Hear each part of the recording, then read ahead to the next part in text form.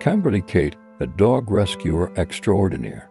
Kate Ward's nickname, Camberley Kate, is said to have been given to her by historian Sir Arthur Bryant in his book The Lion and the Unicorn. It became the title by which she became known to everyone. Kate's early history is somewhat hazy. When interviewed, she stated that she was born in Middleborough on June 13, 1895, and remained proud of her Yorkshire roots. Orphaned before she was 10, she was brought up by an aunt in a strict religious atmosphere. As a young girl, she went into service in Yorkshire and eventually found her way to Camberley. In 1943, Kate bought a cottage in Yorktown and soon afterwards took in her first stray, a dog which had been about to be put down due to lameness. As word grew, so did the number of dogs in her cottage, some being tied to her door, some left in carrier bags, and others brought in by the police or other agencies. At the end of her life, she estimated that she had looked after more than 600 dogs, and the local vet Geoffrey Craddock, a great admirer of Kate, testified that they were well looked after. An entry in the 1957 directory for Camberley reads, Ward K 218 London Road, Cambridge, Dog Home.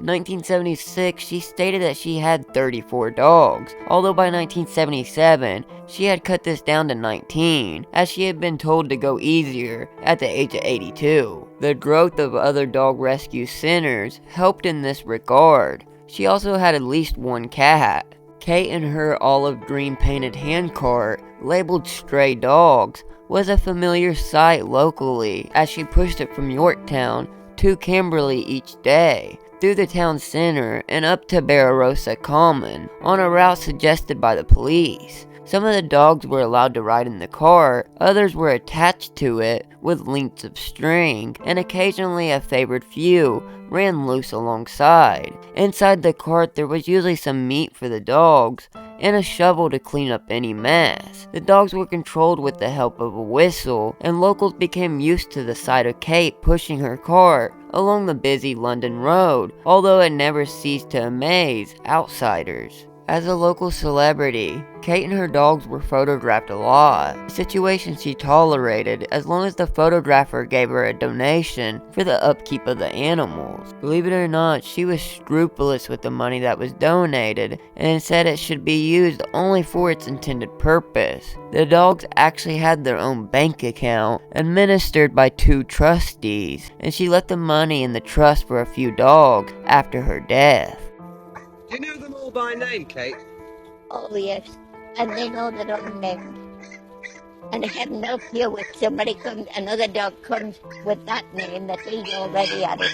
They had a terrible fight one night, and it was just because there were 2 dogs the same name.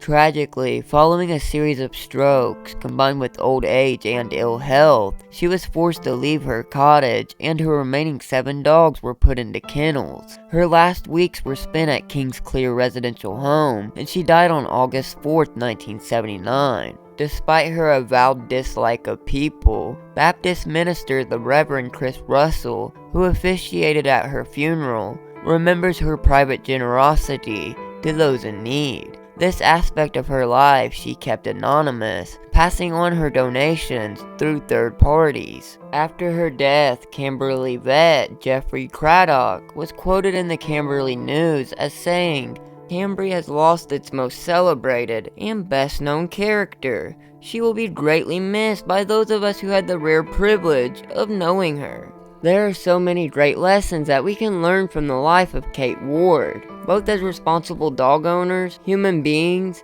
and as pet rescue charities. Most of all, Kate recognized the value of a photograph and how it could be used for the positive influence of others, to bring light to a cause, and to help raise money. Thanks for watching. Let me know what you think in the comments.